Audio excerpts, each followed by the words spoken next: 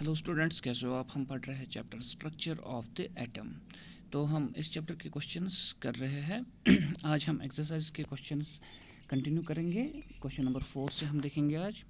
Question number 4 हमें कह रहा है डिस्क्राइब बोहर's मॉडल ऑफ एटम। तो नील्स बोहर ने जो एटॉमिक मॉडल दिया था हमें उसी को क्या करना है, डिस्क्राइब। तो मैंने आपको पढ़ा है बोहर's मॉडल ऑफ एटम जो नील्स बोहर ने प्रपोज किया था। तो वहाँ पर जो पोस्टुलेट्स थे मॉडल ऑफ द एटम की, वो क्या थे कि only certain orbits known as discrete orbits of electron. ठीक है, अगर न्यूक्लियस है तो इसके इर्द गिर्द जो ऑर्बिट्स है कुछ डिस्क्रीट ऑर्बिट्स होते हैं जहाँ पर इलेक्ट्रॉन्स रहते हैं। While revolving in these discrete orbits, अब जब ये इलेक्ट्रॉन्स रिवॉल्व कर रहे हैं इन ऑर्बिट्स में, ये अपनी एनर्जी रेडिएट नहीं करते हैं।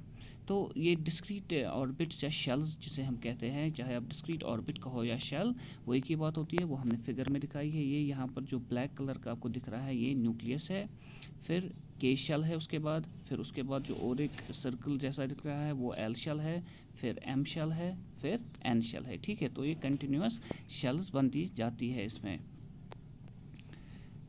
अब जो एटम होगा हमारे पास, जो एलिमेंट होगा, ठीक है, तो उसी के हिसाब से ये शेल्स फिल होगी। अगर छोटा एलिमेंट है, मिसाल के तौर पर हाइड्रोजन है, तो वहाँ एक ही शेल में एक ही शेल होगी, यानी कि के शेल आप देखोगे जिसमें एक इलेक्ट्रॉन रिसाइड करता है। इसी तरीके से ऑक्सीजन अगर होगा तो वहाँ पर के शेल में 2 होंगे और एल शेल में 6 होंगे। ठीक है, बाकी शेल्स नहीं होंगी।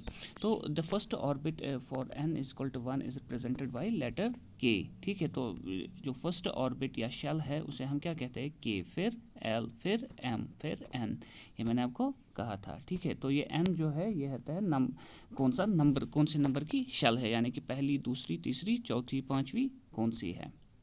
फिर क्वेश्चन नंबर 5 हमें कह रहा है compare all the proposed models of atom given in this chapter. तो इस चैप्टर में हमने 3 मॉडल्स पढ़े थे। थॉमसन्स मॉडल पढ़ा हमने, रदरफोर्ड्स मॉडल पढ़ा और बोहर's मॉडल पढ़ा। तो हमें यही करने हैं कंपेयर। अब देखो, थॉमसन्स मॉडल में मैंने आपको पढ़ाया था, वहाँ पर जो जे थॉमसन थे उन्होंने क्या कहा था, उन्होंने कहा था जो एटम है वो कंसिस्ट करता है एक पॉजिटिवली चार्जड स्फीयर। ठीक है, ये पॉजिटिवली चार्जड स्फीयर है और इलेक्ट्रॉन्स जो है वो एम्बेडेड होते हैं इसी में। ठीक है, इलेक्ट्रॉन्स किस में है, इसी में। फिर रदरफोर्ड्स मॉडल ऑफ एटम ने क्या कहा था, जो एटम है वो कंसिस्ट करता है एक positively charged particles concentrated at the centre known as nucleus. तो उन्होंने कहा कि न्यूक्लियस में क्या होता है, पॉजिटिवली चार्जड पार्टिकल्स। फिर उन्होंने कहा कि size of nucleus is very small as compare to size of atom. आप देख रहे हो न्यूक्लियस का साइज़ काफ़ी छोटा है as compare to size of atom. तो electrons revolve around the nucleus in well defined orbits. तो इन्होंने कहा था ये जो इलेक्ट्रॉन्स होते हैं इनमें ये रिवॉल्व करते हैं around the nucleus in well defined orbits. तो फिर नील्स बोहर आए, उन्होंने क्या कहा, उन्होंने कहा कि there are only certain orbits जिन्हें हम कहते हैं डिस्क्रीट ऑर्बिट्स, यानी कि कुछ ही ऑर्बिट्स है। मिसाल के तौर पर ये न्यूक्लियस है, के शेल है, एल शेल है, यही ऑर्बिट्स है जिन्हें हम कहते हैं डिस्क्रीट ऑर्बिट्स। ये कहाँ होते हैं, इनसाइड द एटम, जिसमें इलेक्ट्रॉन्स रिवॉल्व करते हैं अराउंड द न्यूक्लियस। लेकिन यहाँ पर आपको एक चीज़ याद रखनी है, जो इलेक्ट्रॉन्स रिवॉल्व करते हैं ये रेडिएट नहीं करते हैं कोई भी एनर्जी। अगर ये रेडिएट करते हैं एनर्जी तो एटम क्या होता है, अनस्टेबल। इसीलिए जो पहले 2 मॉडल्स है वो फेल हुए, इसीलिए फिर नील्स बोहर का एटम हमने चूज़ किया।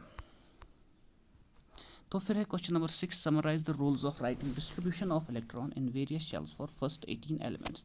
तो पहले जो 18 एलिमेंट्स हैं हमें उनके रूल्स लिखने हैं, कैसे हम डिस्ट्रीब्यूट करेंगे उनके जो इलेक्ट्रॉन्स हैं जो न्यूक्लियस के शेल्स में रहते हैं, हमें वो कैसे हम वो डिस्ट्रीब्यूट करेंगे, यानी कि किस शेल में कितने इलेक्ट्रॉन्स रहेंगे। देखो रूल मैंने आपको समझाया, मैक्सिमम नंबर ऑफ इलेक्ट्रॉन्स जो शेल में होते हैं वो कितने होते हैं, 2n²।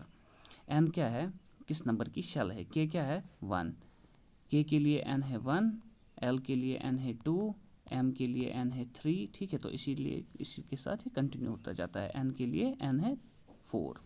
अब k के लिए 1 है, यानी कि k में मैक्सिमम इलेक्ट्रॉन्स होंगे 2 × 1², वो कितना होता है 2 × 1 = 2। ये मैंने आपको पढ़ाया है। तो अब मैक्सिमम इलेक्ट्रॉन्स जो एक शेल में अकोमोडेट होते हैं वो होते हैं 2n²। अब किसी भी ऑर्बिट में मैक्सिमम इलेक्ट्रॉन्स, अब n इक्वल टू 1 मैंने आपको देखा, यानी कि k शेल में 2 होंगे, l शेल में 8 होंगे, m शेल में 18 होंगे एंड सो ऑन। लेकिन आपको एक चीज़ याद रखनी है, जो आउटर मोस्ट ऑर्बिट होता है, ठीक है, ये न्यूक्लियस है, ये ऑर्बिट से जो आउटर मोस्ट, चाहे आउटर मोस्ट ऑर्बिट कहीं पर भी आए, उसमें मैक्सिमम इलेक्ट्रॉन्स जो होंगे वो कितने होंगे, 8। फिर है shells are filled with electrons in stepwise manner, that is outer shell is not occupied with electrons unless the inner shell are occupied completely filled with electrons। ये अगर न्यूक्लियस है, ये k शेल है, l है, m है, तो पहले ही electrons यहाँ पर m शेल में नहीं होंगे। सबसे पहले क्या होगा, जो न्यूक्लियस के बाद पहली शेल आती है k शेल, सबसे पहले इलेक्ट्रॉन वहाँ फिल होंगे, फिर l में, ठीक है, फिर उसके बाद m में, फिर n में, ठीक है। तो इलेक्ट्रॉन्स ऐसे ही डिस्ट्रीब्यूट होते हैं। फिर है question number 7, define the valency by taking example of silicon and oxygen. तो वैलेंसी मैंने आपको कहा कि वैलेंसी होती है कंबाइनिंग कैपेसिटी किसी भी एलिमेंट की। तो वैलेंसी, अब अगर एलिमेंट में is determined by the number of valence electron present in the atom of the element. देखो, अब if number of valence electron of atom of element is less than और इक्वल टू 4। अब outer orbit में अगर electrons कितने हैं, 4 या 4 से कम, 4 3 2 1, तो वैलेंसी यही होगी, या 4 होगी, या 3 होगी, या 2 होगी, या 1 होगी, जितने वैलेंस इलेक्ट्रॉन्स प्रेजेंट होंगे।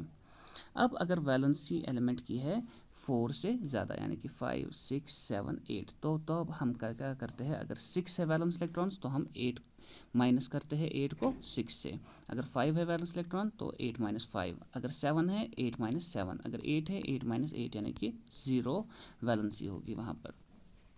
अब देखो, तो वैलेंसी सिलिकॉन की है 4 और number of valence electron of atom is greater than 4, valency of atom is obtained by subtracting the number of electrons from 8, ये मैंने आपको कहा। अब सिलिकॉन का जो है वैलेंस इलेक्ट्रॉन्स 4 है, तो इसीलिए इसकी वैलेंसी क्या है 4, लेकिन ऑक्सीजन के वैलेंस इलेक्ट्रॉन्स कितने हैं 6। तो हम क्या करेंगे, 8 माइनस 6, मैंने आपको कहा अगर 4 से ज़्यादा होगा तो इसको सब्ट्रैक्ट करना है 8 से, तो इसीलिए ऑक्सीजन की वैलेंसी क्या होगी 8 माइनस 6, यानी कि 2। तो मैं आपको अभी सेंड कर रहा हूँ, अच्छे से पढ़ना।